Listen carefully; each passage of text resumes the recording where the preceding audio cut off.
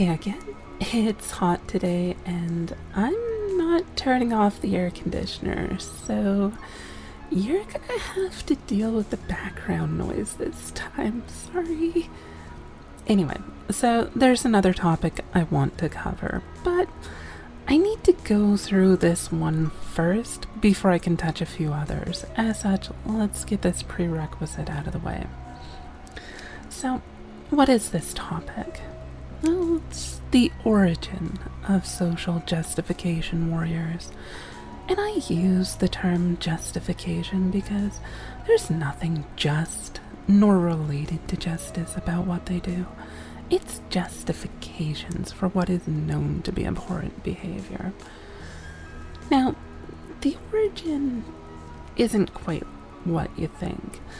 There are underlying things which are being used to hold these concepts up, but things like third wave feminism, intersectionality, and so on, these aren't the origin, but rather the origin is the issues that people face, and they turn to these other things for a cure. The standard methodology for most intellectuals is to debunk the crazy bad ideas. And that's it. Not good enough. These people don't care if their ideas are crazy or bad. What they want is a solution to their problems. Telling them that their solution won't work isn't good enough. You have to actually address their legitimate underlying concerns. Now, it can be hard to figure out what those concerns are given they're under a thick, heavy veil of absolute nonsense. But there is a kernel of truth behind it all. Anyway, so this cult, which I'll get into why it's a cult in a later video after this, didn't truly begin with the Frankfurt School, but rather it began with capitalism and liberty, oddly enough. The core issue that all of this is founded upon is that, well, these people simply aren't needed any longer.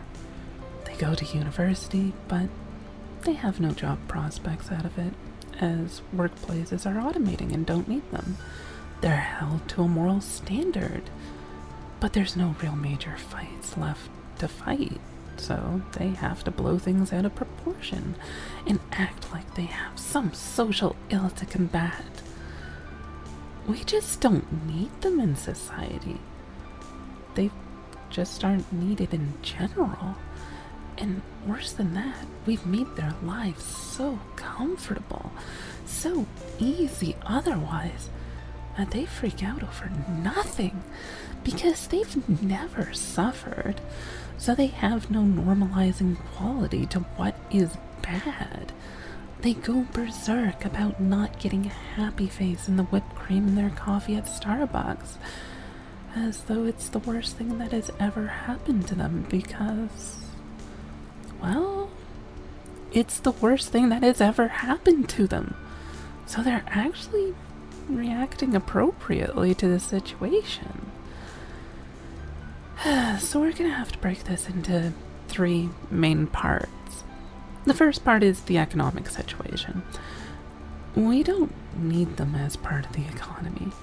The bulk of jobs at this point are little more than adult daycare that exists just to babysit them, rather than for them to do anything of value. Our economy is right on the edge of post-scarcity, but it hasn't adjusted for this, nor has it gone quite over the edge to force the matter.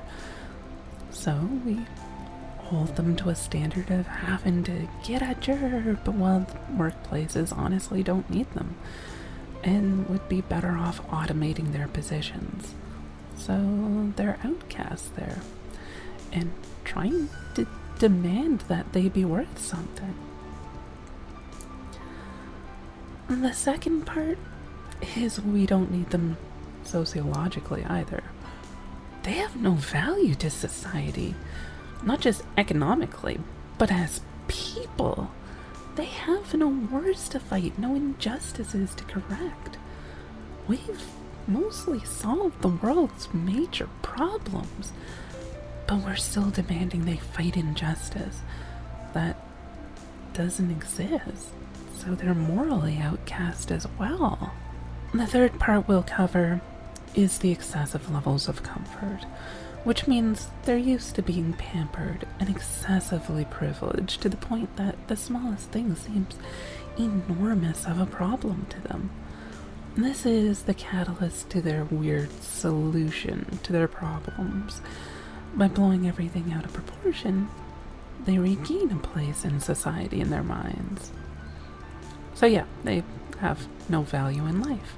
We don't need them, and yet we're holding them to a standard that they can't possibly live up to. Get a gerb! Yeah, it sounds annoying, obnoxious, doesn't it? There aren't any, though. Well, get one anyway. Yeah, it's not working.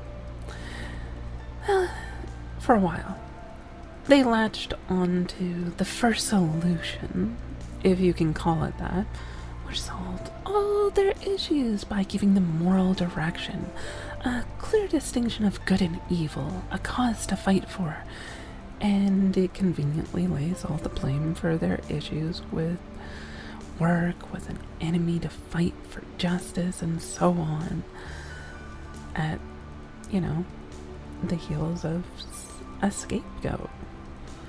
There may be some more jobs now, but it's too late. The damage has been done. They've already latched onto the concept that jobs are evil. As such, you can't just offer them a job now because we missed that window of opportunity to placate them. And to be honest, they're actually kind of right in this regard. We don't actually need them. And it's going to become insanely obvious over the next 20 years or so. We have automated tools now, able to be the cashiers in grocery stores, the tech support and billing sections on the phone when you call a cable company, the ordering and even the cooking at fast food restaurants, carrying and sorting parcels at a warehouse at Amazon. And pretty soon they'll be driving the taxis, the buses, the big rig cargo trucks. And the fact of the matter is, the vast bulk of our jobs exist at this point due to government subsidies, not because they're actually needed. Seriously, remove the government subsidies on these jobs and all the jobs vanish. They're illusions. They don't really exist. We're currently in a position similar to the late Roman Empire, just before it collapsed. Except that it's not slaves, it's robots in this case. The same actions are playing out, though. Opulence and moral degradation. We've seen this in all sorts of experiments, such as the Universe 25 Mouse Utopia. Really interesting. If you haven't looked it up, I suggest actually looking it up immediately after this, because it's really neat. You can also look for it as The Beautiful Ones, which is basically what we're getting with the Soy Boys. Anyway, I digress. See, when you remove all need for people to do anything of value, society breaks down. A true utopia doesn't work. We can, however, fix that, but it requires a heavy overhaul of our entire economic setup, so that's going to be a different video since it'll take about an hour to explain just the basics. Anyway, the point is, we do not need these people in our economy. They're basically dead weight. They have no purpose. And they realize this when they get out of university with their degrees and realize there are no jobs for them. They come out with like a master's degree and they wind up working in Starbucks or as a low-wage video game journalist instead of changing the world as they were promised. They barely scrape by but they have an enormous debt, and no way to fix it is they can barely pay the interest, much less the principal. Their lives, economically, are at a dead end. And even though the economy looks to be doing good at the moment, this is just a brief flare of brightness before it goes pitch black. In the next few years, the economy is going to have a huge boom to it.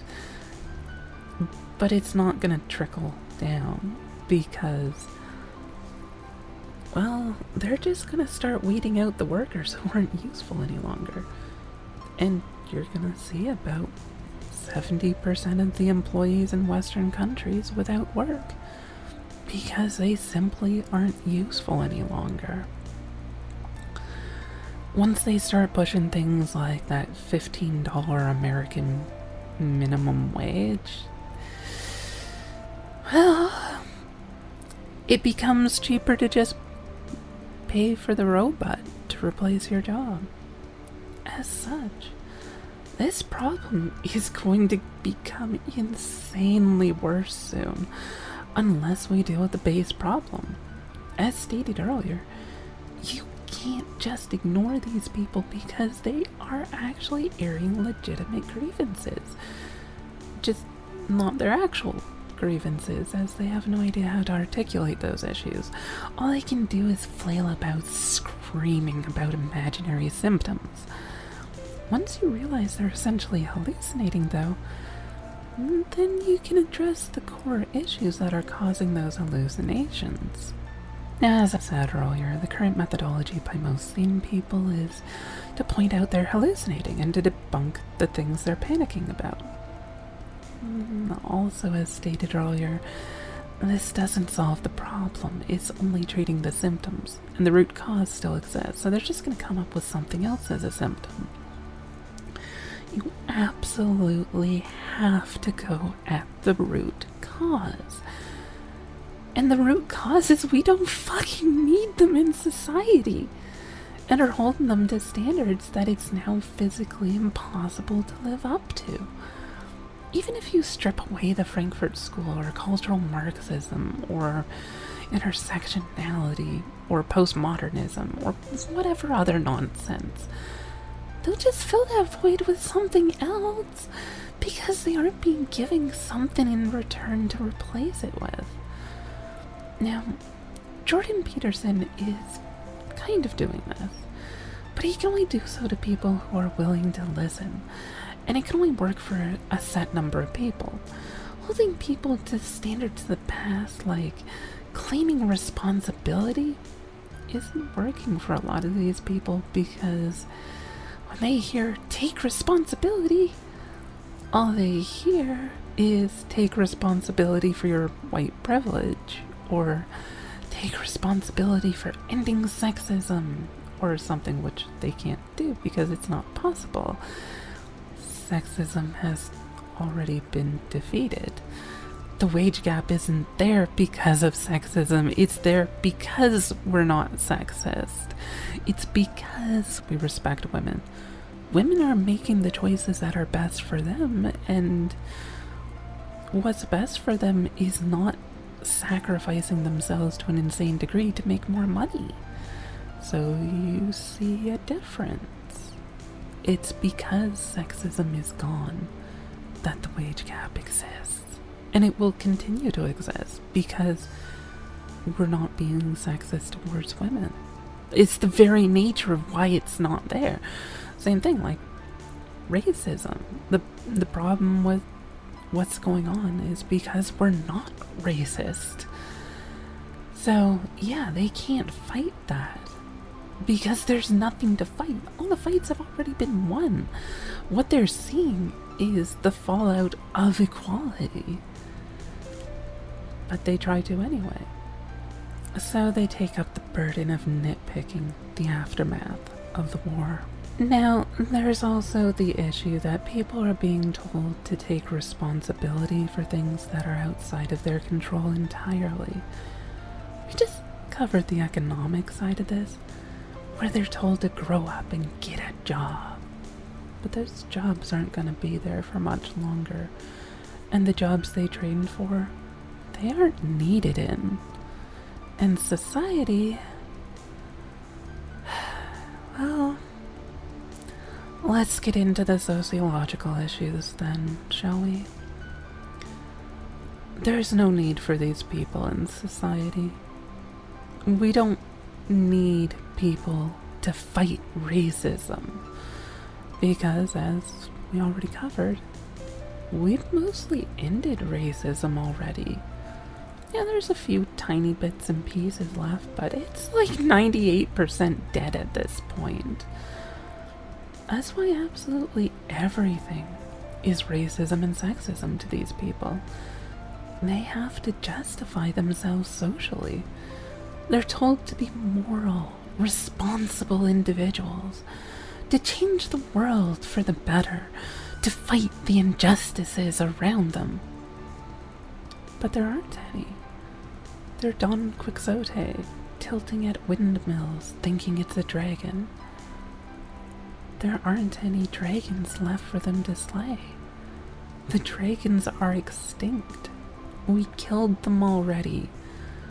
But we still reserve prestige in our society for the Dragon Slayer.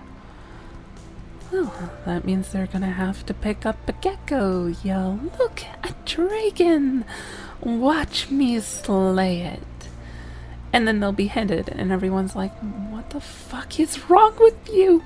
Now there's blood everywhere, the poor innocent gecko's dead.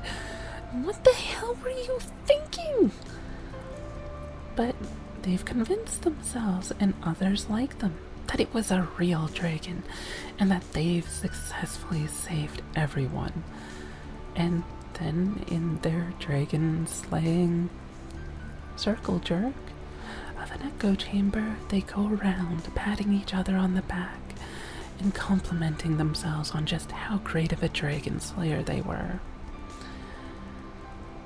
Because they have a need to do something good in the moral sense, to help others by fighting for them.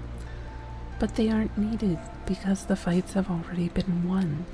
We still demand they slay a dragon, but without a dragon to slay, they start redefining what a dragon is, so that they have more dragons to slay, which is exactly what you see. They need to end racism. But racism's basically ended. So they literally redefined what racism was, so they could hunt it in perpetuity to the smallest scale, no matter what. You cannot hold people to an impossible standard and expect that it will go over well in the long term. The pressure is going to build up, and then it's going to explode. And we haven't even seen the explosion part yet. This is just the building pressure stage, and it's already causing great alarm. But we haven't bothered to add a pressure release valve yet, so it's just getting worse and worse. No one's willing to pop it now, because it's already such high pressure. It'd be catastrophic if it burst right now. So it gets left to get worse still, and the pressure just keeps building. So when it finally does explode, well, you'll notice something about our little social justification warriors. They're almost all middle class, fairly well off. They weren't punished in their lives by their parents or by society. They were given a gold star just for showing up. They were given pretty much anything they asked for. They didn't suffer or have real problems they faced. They went to university and now are stuck with debt, crappy jobs, or no job prospects at all. And everything's falling apart around them. Their lives suck, and they don't know why. They were never trained to handle hardship, never taught how to handle their own destiny, take their own life as their personal responsibility. everything bad is always someone else's fault, and they can do no wrong. This is the kind of thing that leads to genocides. Once you have a group that is suffering by no fault of their own, and all you have to have for a horrific tragedy then is to have someone come along, tell them that it's not their fault. They're good people. And here's a handy scapegoat to pin all your problems on. Could be the Jews, as there's a lot of anti-Semitism in the SJW ranks. Or could it be the evil white man? Maybe just get rid of the white part. Could just be men in general. I mean, black men are now considered to be the white men of the black community. Or maybe the wealthy. You gotta take out the bourgeoisie, right? Except they are the bourgeoisie. You might not want to tell them that. Perhaps it's all of the above. The point is, all you have to do is say, this group is responsible for all of your troubles. That you are the victim, and a victim cannot be in the wrong. That the oppressor, they can only be in the wrong. That anything you do to the oppressor is justified as the oppressed. And then to demonize that group until they're viewed as subhuman, until you can do anything to them and you're still the good guy. This is exactly what we're seeing, and it's following what happened in the past like clockwork. You can't have a genocide by evil people. You can only have a genocide by people that think they are good, that they are righting society's ills. It's kind of scary, but the greatest evils come from the greatest attempts at doing good. It's the path to hell is paved with good intentions. Anyway, the thing is, if you raise people in hardship, this can't really happen. They learn to accept and cope with problems. It's only really possible in a society of luxury, where people grew up in comfort, where they had no real problems and never learned the skills to cope with these problems because they never needed to. And then you give them a tiny problem. This is the end of the world to them, and they honestly believe it. The smallest, tiniest thing that goes wrong is a horrible catastrophe because they have nothing to compare it against. Now, I used to be this way as well, and it was not a good thing. I couldn't take responsibility for my life or my own actions, and I fell into the victim narrative mindset, and it's really restrictive.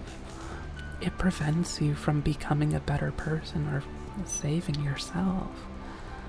And then I nearly starved to death.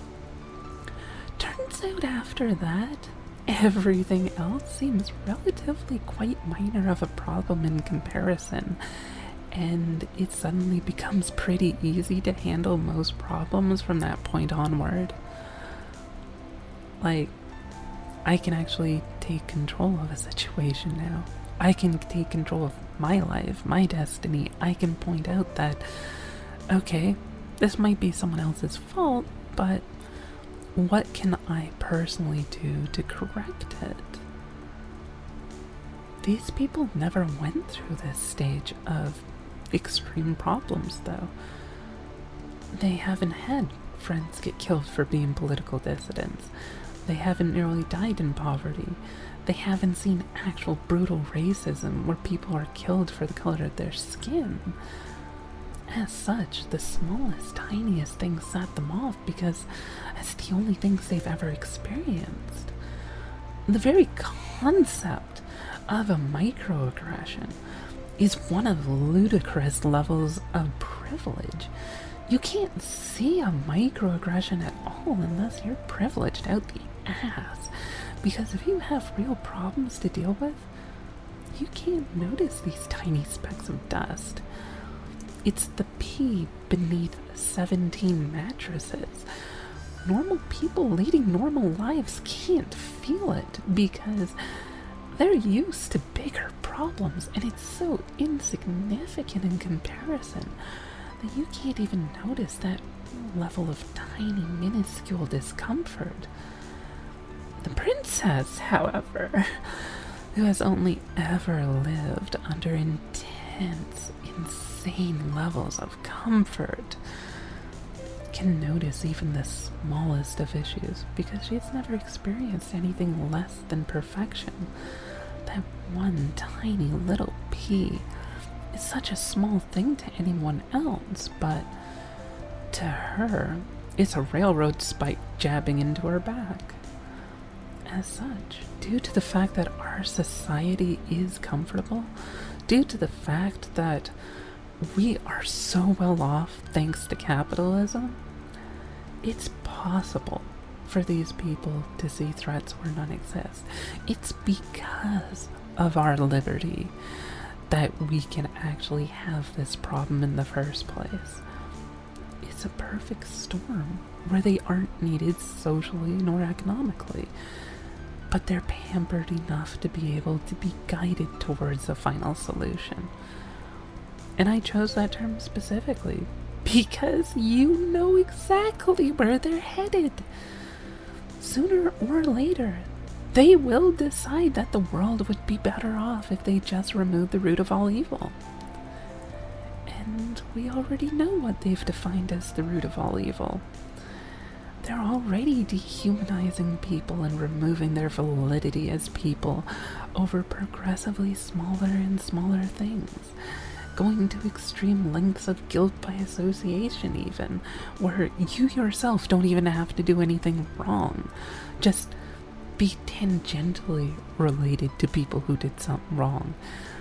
Like, we've seen them start saying that people who argue with literal Nazis are themselves then Nazis because they disagreed with them. They actually talked to a Nazi, therefore they must be a Nazi. It's insane. And the only possible outcome at this point, if we let things continue as they are, is open conflict and probably war. The thing is, we can still stop this, but we have to address the issues they have. The actual, real, core, fundamental issues that are causing the symptoms we see. Unfortunately, they're gonna fight you about it because they don't actually see what the core issues are themselves. They only see their symptoms. They also are not going to be happy, and neither are you, because this also unfortunately means a complete and total overhaul of how our economy is structured, and a total rework of how we handle morality as a concept. Well, that's going to be just short of impossible, isn't it? Just short of, but not actually impossible. There's still hope. We can still fix this. But we have to define what the solution is, and then we have to get enough people working together towards that. We have to talk about this. Unfortunately, this is already a pretty long video as it is, so I'm going to have to do that at a later time. But there is a solution. We can fix this. For now, just realize that there is hope still left, and that beneath all the layers of bullshit, there is actually a real set of problems that these people face that's causing them to turn to these ideologies and cults to solve all their problems for them. We just need to present something that can fix the core issues as well, rather than just saying their solutions are wrong. So, anyway, join me next time when I start proposing solutions to their problems. Because I will be proposing the greener, newer deal. Because, let's face it, AOC's version sucked, and it doesn't address any of the core problems. It addresses symptoms, it doesn't address the core issues, and it'll fuck the economy up in the meantime. Fortunately, I can fix it. I can make our economy better, much stronger than it currently is, and I'll show you how. But that's for another time, so I'll see you then.